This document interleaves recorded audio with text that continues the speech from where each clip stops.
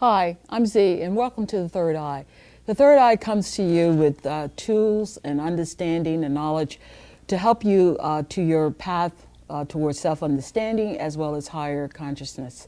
We're going to be framing a lot of our discussions within a metaphysical context, and we're going to also be looking at the cosmologies of the universe from a lot of different cultural perspectives.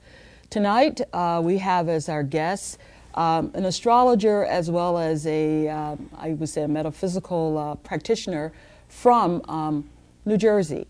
Her name is Jenna Ba, and Jenna Ba has been practicing astrology for about, just about 20 years. 20 years. And I met her in New York and really felt that it was really important for me to have her come on the show, because her way of approaching astrology is very interesting and very different.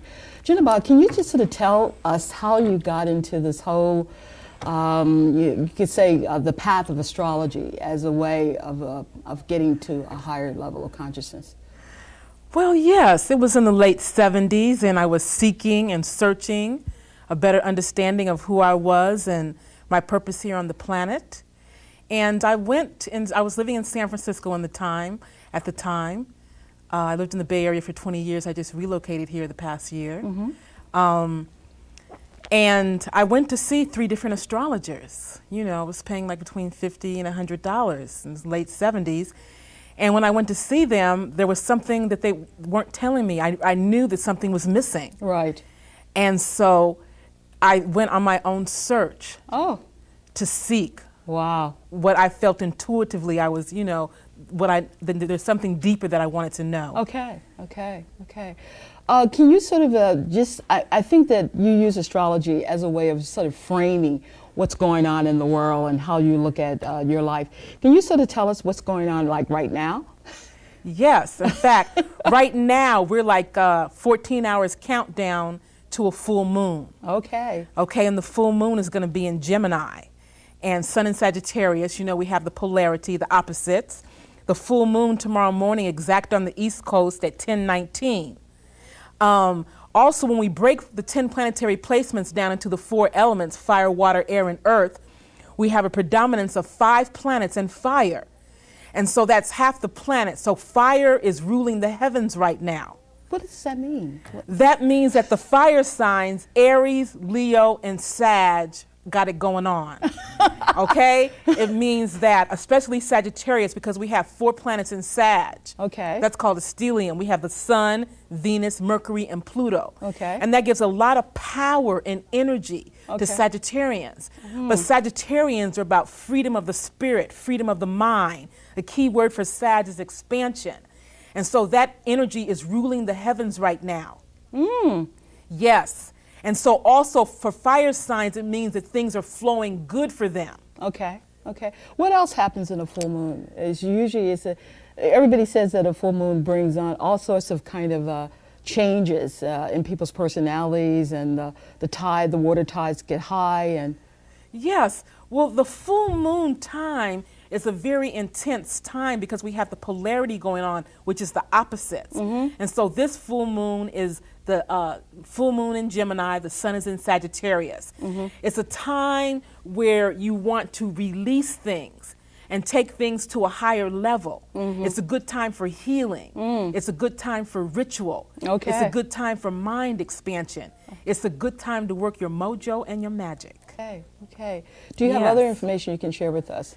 There is one other interesting piece of information that I would like to share regarding the millennium, January 1st, 2000. And we're going to kick in the new millennium with 3 planets in fire, 1 planet in water, that would be the moon in Scorpio, 3 planets in air, and 3 planets in earth. And the overall energy of January 1st, 2000 is going to be the Leo Aquarius polarity. And so we're really kicking in. I would say a lot of people don't believe it, but we're on the orb of the new age. And in regard to the new age, now that Neptune is gone into Aquarius, 0 degrees, Neptune is the planet of spirituality and intuition. Right. Okay? On a higher level.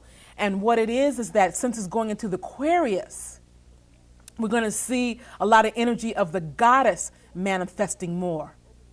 Can you talk about that? Because I know that you have, over the years, you have expanded your work to include African traditions. Can you talk about that in terms of astrology and what you have been able to really uncover? Yes. Well, the first thing that I should have said before I got started is that astrology is the golden key to self-knowledge. Okay? It is a spiritual tool to understand your soul's purpose, why you are here on planet Earth. We're all here for a special reason. We all have something that we need to do to develop ourselves spiritually. Now, the goddess energy, the female energy, whenever you talk about spirituality, you have to deal with the female energies. Okay? You cannot, it is not a masculine thing, it is a female thing because you have to feel it. And that's why if you go into any churches, temples, ashrams, you will see that the females outnumber the males 2 to 3. Because spirituality is something that you have to go within yourself and feel it. And you know, everybody knows that women are more into feeling things. Now, the goddess energy in this culture is more focused on the masculine side. But the female energy, you know, the female force pervades through everything in the universe. And you have got to acknowledge it. And this culture is focused on the male or patriarchal energy, but now the pendulum is swinging to the opposite end, where the female energies must be dealt with. And this is where the goddess energy comes in, because all these energies, these deities, these, or what we call orishas or entities, they're archetypal energies, okay? Now, in the Kemetic tradition or the ancient Egyptian tradition, 3 of the goddesses that I have focused on is the earth goddesses, which are Ma'at, who is under the sign of Capricorn. Then we have Heteru or Hathor, which is Taurus. And then we have Aset or Isis, which is Virgo. And these are like gifts that you have. Ma'at is about truth, justice, and righteousness. Hathor is about female things, nurturing, and astrology. And Isis and Aset is the healing energy. She's the high priestess of magic from an intuitive level. And so what it is if these energies, if you have planets or that fall under any of these signs, these are special gifts that you have that you should be aware of so that you can bring them out and use them to the benefit of others in humanity. Well, Jennifer, we're coming to the end. I told you this time would go so fast. We didn't get a chance to talk about astrocartography, which I think that we can talk about in the third segment. But can you just sort of wrap up, just quickly, just one statement about what you would like to leave our viewing audience with, as well as our studio audience? Yes. I want you to know that we are in spiritual, what I call spiritual high times. And it is time to go within.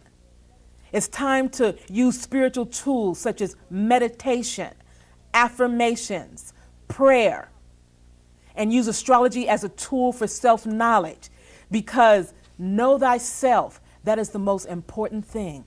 And astrology is a tool for that.